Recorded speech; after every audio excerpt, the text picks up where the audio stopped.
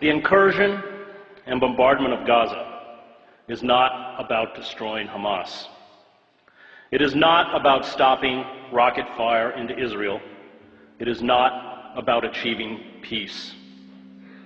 The Israeli decision to rain death and destruction on Gaza, to use lethal weapons of the modern battlefield on a largely defenseless civilian population, is the final phase in the decades-long campaign to ethnically cleanse Palestinians. The assault on Gaza is about creating squalid, lawless, and impoverished ghettos in the West Bank and Gaza, where life for Palestinians will be barely sustainable. It is about building a series of ringed Palestinian enclaves where the Israeli military will have the ability to instantly shut off movement, food, medicine, and goods to perpetuate the misery. Privilege and power, especially military power, is a dangerous narcotic. Violence destroys those who bear the brunt of its force, but also those who try to use it to become gods.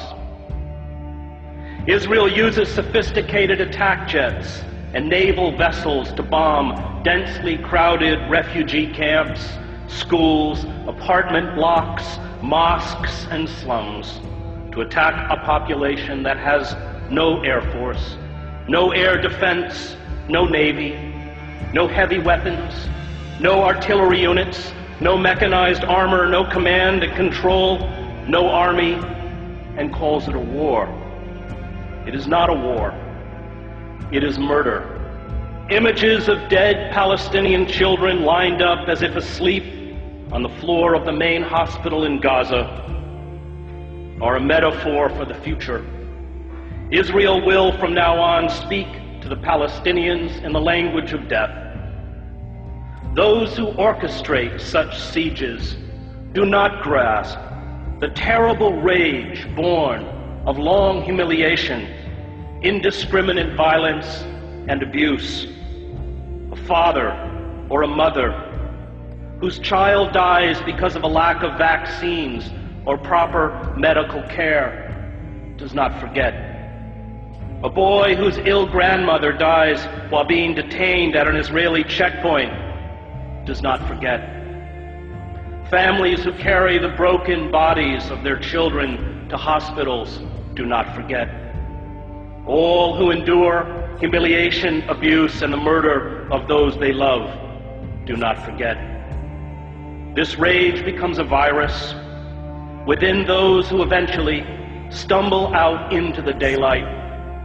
Is it any wonder that 71% of children interviewed at a school in Gaza recently said they wanted to be a martyr?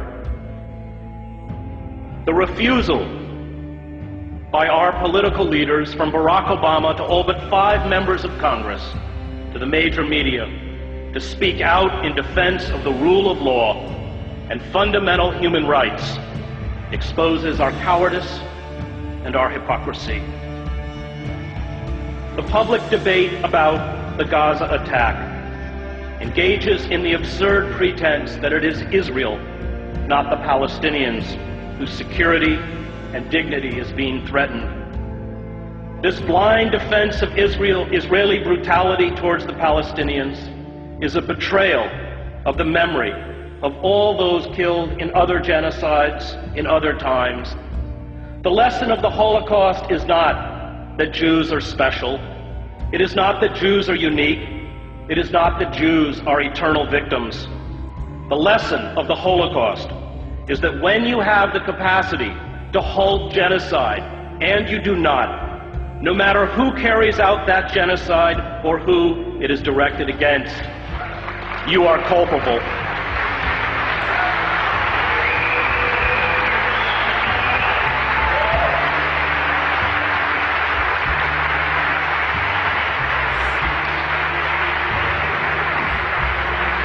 And we are very culpable The F-16 fighter jets, the Apache attack helicopters, the 250-pound smart GBU-39 bombs are all part of the $3 billion military aid we give to Israel. Palestinians are being killed tonight with American-made weapons. But perhaps our callous indifference to human suffering is to be expected. We, after all, kill women and children on an even vaster scale in Iraq and Afghanistan.